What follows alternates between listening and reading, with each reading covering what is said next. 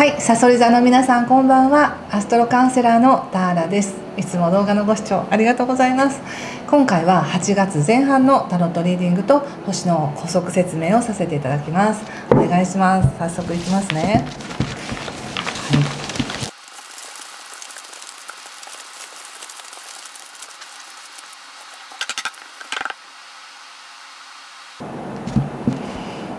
はい、じゃあ一緒に見てみましょう。お願いします。ワンドページ逆、節制、ワールド、ペンタクルズキング、ソードキング逆、カップ2の逆、タワー逆、気をつけることや対策はソードの6の逆とジャッジメントとオラクルはソードナイト逆です。なんか濃い半月ですね。今回8月の前半なんですけど、そうですね、星で見るとこの8月の前半っていうのは自分の世界が広がってるよとか、社会が照らされてるよとか、自分が生きる環境とかね、自分の世界ってこういう世界だって思ってるものが照らされている時で、一般的には社交運があったり人気が出やすかったり、人と外との世界とね関わりやすいよっていうようなタイミングになります。そしてもう一つ気をつけることとして、8月5日から水星が逆行するんですね。でこれ8月29日まであるので、ちょっとほとんど8月の期間水星逆行しているということで、一般的にはその情報がいろいろ乱れやすかったりとか、真実ではない情報が出たりとか、予定していたことが変更になりやすかったりということもありますし、交通手段が乱れるというのもあるんですけれども、もしかしたらあれですね、さそり座の皆さんは自分が考えている未来計画みたいなものにちょっと見直しをしたくなったりとか、やっぱりこっちの方が良かったかなみたいな感じで修正したくなったりということで、一度決めたことをねもう一回直したくなったりとかするかもしれませんね。特にAI が発展しているこの時代、そういう IT に依存している部分ももしかしたら混乱があるかもしれません。何かがアップロードちゃんとできていないとか、データの何かのミスがあったりとか、そういう機械的なものももしかしたらあるかもしれませんね。ですのでそういうのに対処できるような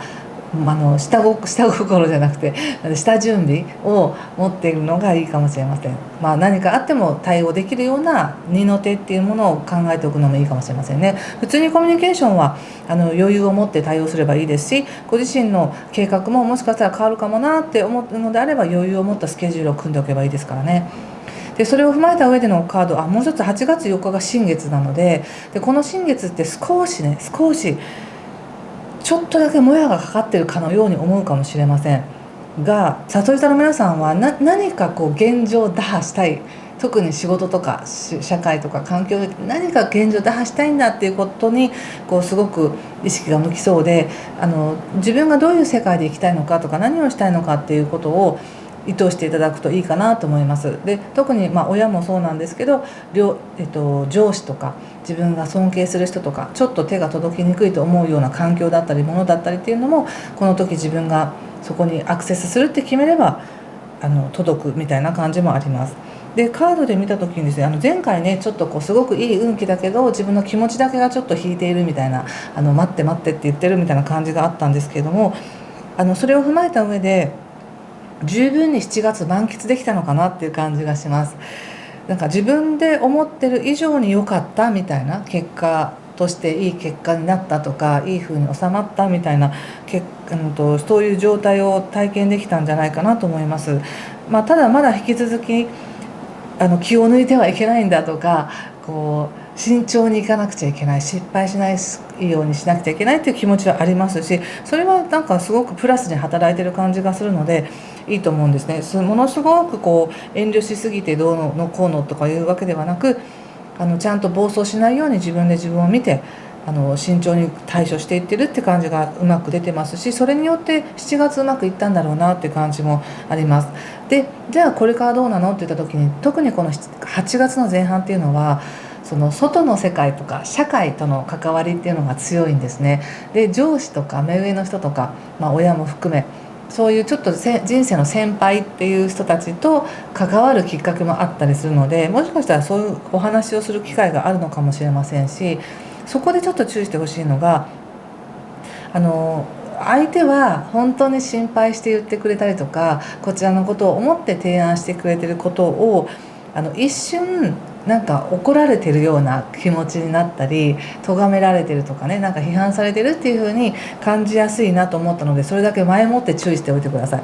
その人の意識って不思議で、自分って絶対嫌われてるって思いながら話をしたら批判されてるように感じるけど、めちゃくちゃ自分は愛されてるし、受け入れられてるし、応援されてるっていう風な雰囲気で聞いてくると、お小言も自分のために言ってくれてるんだなってすぐ分かるみたいなね、自分の受け取るその雰囲気がどういう雰囲気かっていうことを自分で確かめておいてください。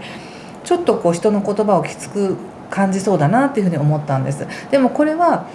そのご自身のね、思考のフィルターっていうのもありますけども、ちょうど今その先ほど言った水星の逆行で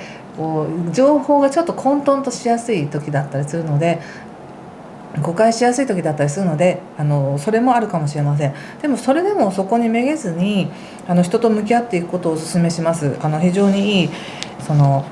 要するに私って怒られたって思うかもしれないけど、よくよく聞いてみたらものすごく応援してくれてたとか、ものすごく私のことを理解してくれてたんだって分かるみたいな感じがあるので、その表面的な取っかかりだけじゃなくて、その奥にある心理っていうものに自分がアクセスすればすごくいい関係築けます。この時期でこれは別に上司とかっていう会社の中だけのことじゃなくて、社交運がある時なので、自分が外に出て誰かと関わってみた時に一瞬ちょっとあの人苦手って思ったんだけど、話してみたらすごく打ち解けたとか、そういう見た目はちょっとタイプじゃないんだけど関わってみたらいい人だったみたいな、そういうのがありそうな感じがするので、関わっていってほしいなというふうに思います。でその後ですね、このタワーの逆位置っていうことで、いい意味で自分が壊されるって感じが出ています。いい気づきがあるって感じかな。これは自分が思ってる通りの物語が展開していくのではなく、人と関わって人の意見を聞いたりとか、客観的な意見を聞くことによって大きな気づきを得るっていう感じがします。星でもね、その社会運があるとか社交運がある時ではあるんですけど、もう一つ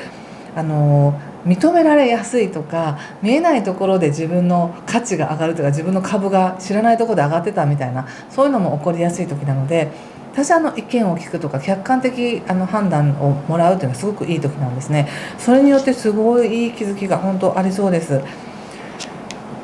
よくあるじゃないですか。これがいいと思ってやってることなんだけど、実はそれって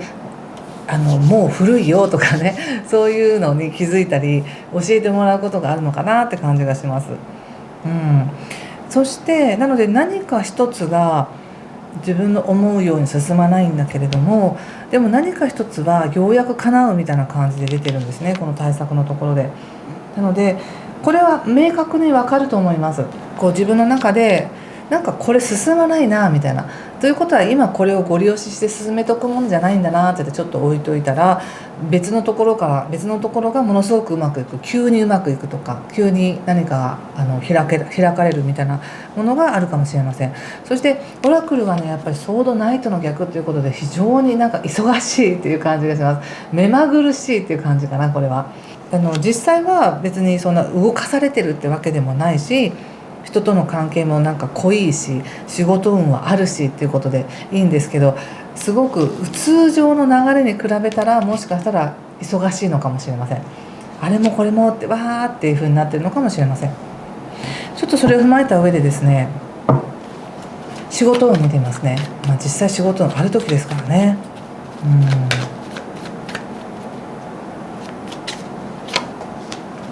ワンドの3ですね。ペンタクスの8とソードナイトということで、また出ましたね、ソードナイト。非常に仕事に対しては未来に向けてのエネルギーが強いですね。もうこうしていこう、こうしていくのがいいんだとか、次はこれだみたいなのがはっきりと分かっていて、それに対してやることも分かっていて、ひたすらこなしていくみたいな感じで迷いがないです。そこにどうしようとかじゃなくて、もうやるしかないみたいな、決まってる、これをこなすしかないみたいな感じで一生懸命動いてますね。いいですね。シンプルです。とてもやる方向も決まってるし、やることも決まってるし、やっていくだけみたいな。でそれもちゃんとこれをやったらうまくいくんだっていう希望があったりとか期待がある中で進めていって、なんか無理やりやらされてるとか、すごく苦労してるっていう感じではなく、自覚しながらちゃんと確認しながらやっていってるっていうのが出てますので、いいですね。もしかしたらその仕事の中でも誰かの協力を頼んだりとかしなくちゃいけないこともあるかもしれませんね。ちょっと人間関係で見させてください。人間関係、運命の輪、カップ4、お月さんということで、人間関係もいいですよ。いいですよって単に感情をシェアできてよかったねとか、自分が求めてるその関係性があって嬉しいっていうわけではなく、このタイミングでよくこの話聞けたなとか、よくぞ今日ここに来てよかったみたいな、そういうすごい偶然の一致のような人とのつながりがあるんだなと思うんです。一見全く期待してなかったのに、例えば会社の研修で生かされた研修先でたまたま会った人と、うわーあの時のみたいな、そういうのがあったりとか、いいタイミングで会いますね。なんかやっぱこういうのってやっぱ社会運があるっていうかね、社交運がある時に起こりやすいんですよね。なので一瞬なんか自分が求めてたわけじゃないけど、いい出会いがあったり、いい人との関係性があり、その中で最初に言ったようにちょっとなんか最初はって思うようなこともあるかもしれません。例えば誰かに誘われたりとかしたけど、別にそれ行きたいわけじゃないんだよなみたいな、そういう感じがあるかもしれないけど、行ってみたらすごい楽しかったとか、それによってすごい自分が実はずっと気にかけていたことの答えを得たとか、なぜその人と付き合わないかとか、なぜ人と関わらないかとか、なぜそれをしたくないかっていう理由が何かあると思うんですけど、面倒くさいにしろちょっと何かね、でその理由がそもそもが外れるっていうのかな、それをすることによって、その人と関わることによって懸念材料が1個消えるって感じなんですね。なので膜が剥がれるって感じもありますので、人間関係は面倒くさくても関わってみたらいいんじゃないかなと思いますよ。なんか別にさほどそんなに大きな問題じゃないんだけど、でもずっとなんかちょっと引っかかってたことがこの時期ちゃんと向き合うことによって綺麗になるみたいな感じがあります。これすごくすっきりすると思うので、たとえちょっとしたそこに怒りが含まれていたりとか、相手を責めたいみたいな気持ちがあったとしてもいいと思います。それをそのままちゃんと話し合うことによってクリアになるっていう感じがしますよ。ちょっともう一枚カードを引かせてください。オラクルカードね。さあ、それじゃあさんはこれかな。はい、シンクロニシティということで、どうでしょう。このカードを見て、もし何かしらね、ご自身も感じることがあれば、ご自身の直感でメッセージを受け取ってみてください。そしてまたどんなメッセージを受け取ったのかコメントで教えていただけると嬉しいんですけれども、なんかね、ザ・ムーンズ・モーメントということで、やっぱタイミングがあるよということで、この時この瞬間だからこそ起こる偶然の一致があるっていう感じがします。これさっき見た人間関係のところでもそれを感じたんですよね。なのでお仕事ではおそらくもうやること決まってて、これやっていくだけなんだと思うかもしれないんですけど、何か人との関係の中で、特に社会とか人との関係の中で重要な気づきがあるんだなと思います。やっぱ最終がタワーの逆っていうことは、よっぽど自分が思っていたものっていうものを気づかされるっていう感じがあって、それによって非常に自由になる、膜が剥がれていく、自分の心配事が取れていくっていうのがあるので、とてもいい